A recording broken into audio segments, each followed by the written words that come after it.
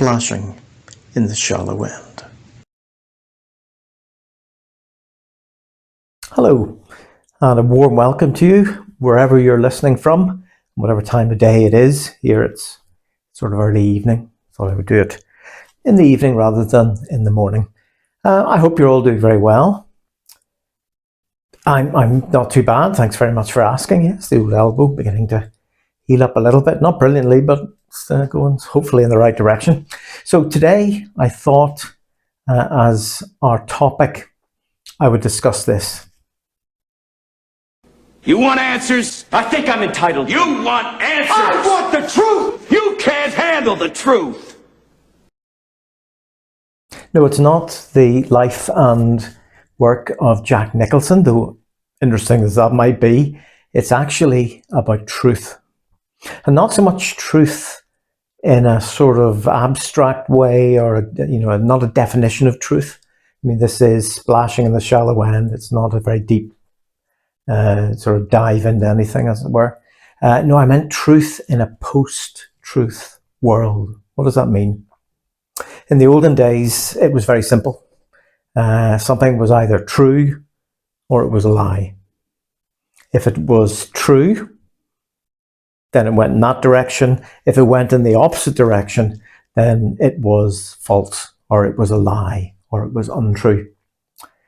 Nowadays, truth is actually more of a commodity. It's something that is used as part of a game plan. And sometimes people will say things along the lines of, if we can only get people to believe X, Y, or Z, or whatever it is, that is true, then we can progress whatever we are wanting to do, whether it's in politics or business or whatever. And over the last decade or so, there's been an enormous distrust of institutions. Things that were taken as solid, reliable sort of institutions in the past, things like the media or government or science or whatever it happens to be, that were respected and listened to in the past, are now being called into question, especially, as I said, in this last decade and especially in these last few months. And so when things are like that, people tend to turn to an alternative. They seem to find their truth, their news, or whatever it is, in various other sources. And often, not always, but often those sources can be biased in many ways. And the trouble is, when you use these alternative sources for news, there's no accountability with them. It's, in a way, it's almost like gossip. You scroll through social media and you have lots of people saying, well, I think it's this and I think it's that. And then you think, well, where's your source? Who are you accountable to? What happens if we think that's wrong? Can we approach you about that? And no, it never happens that way. It's always a bit like gossip. People whispering through to each other or over the garden fence sort of thing. And the trouble with social media and the things like that, where a lot of people get their truth, their news from these days, is that it's almost like preaching to the choir. It's like a little echo chamber, a little algorithm of its own that allows you to continue to believe whoever you want to believe as being true, regardless of whether it's true or not. I happen to like watching phone reviews on YouTube. It's just one of my things. I remember looking at a particular phone and going to click on the review, and the video started, and it was an Indian guy. And as soon as he started talking, I realized that it was sort of for an Indian market because he was speaking in Hindi. And of course, I don't speak Hindi, so none of it made any sense to me. So I switched off the video. But whenever I started up YouTube the next day, because the algorithm was sort of picking up on what my viewing habits were, I got all these other reviews for phones in Hindi. Such is the algorithm, that once you get into the groove of something, into the rut of something, everything else piles in on top of it. And the trouble is when our algorithm is still telling us one thing rather than a whole breadth of things, is that it tends nowadays to rely on emotion rather than logic. It's a sort of gut, sort of visceral reaction rather than a sort of weighed and considered opinion. And often feelings will override facts when we're coming to form our beliefs about something. And very often emotional content can outweigh evidence. And we see that in many things where somebody's presenting facts about something and then the other person says, well, I don't care. You can prove anything with statistics. I just believe what I believe. You might remember there's been times in the past in America, attempts to regulate guns or control guns. No, I have no issue either way. I don't care whether people have guns or not.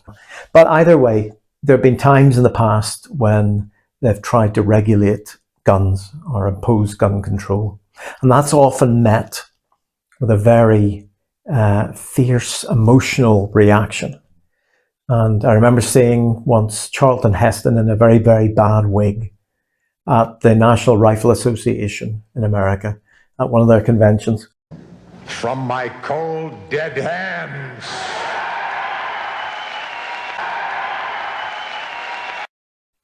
They were probably at that time asking that you're not allowed to buy an automatic rifle. You're not allowed to buy a rifle of a certain caliber or whatever that was.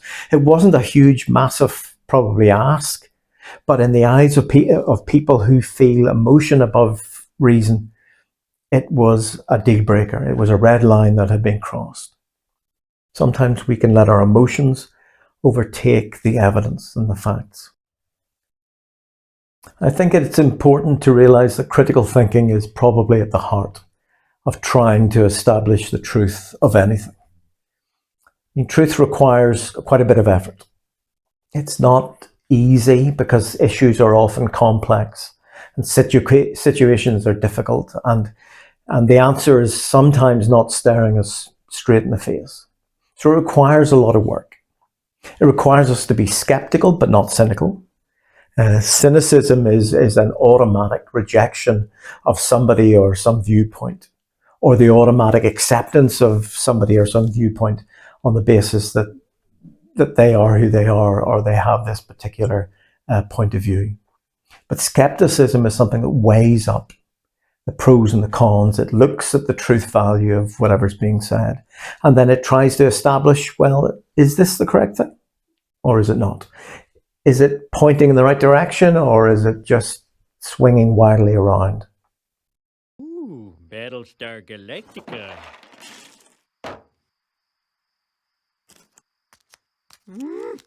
Fit, damn you, fit! There. You know, we can take our pre-existing views and our already existing beliefs and we can try and jam them together with reality. And it doesn't matter how badly the fit is, we can think, oh yeah, that fits. Whereas truth requires a bit more of an effort.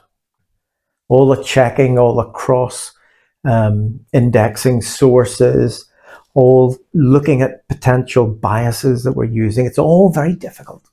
It can all be very difficult and sometimes overwhelming. But it's important to look at that. So the question is, can truth be saved? Is there any hope for truth in what is a post-truth world that we live in today? And I think the answer is yes. I think truth is alive and well in the hearts and the heads of many people. And truth actually does matter. Some people say, oh, well, sure, it doesn't matter. It's just whatever you believe. It's not whatever you believe. Truth is important. And how you get to that truth is important. And how that truth holds up under scrutiny is important. So truth needs to be fought for. It needs to be defended. It needs to be sought out. Not just blindly accepted through whatever social media feeds we have. To me, truth is a bit like learning to walk on a tightrope.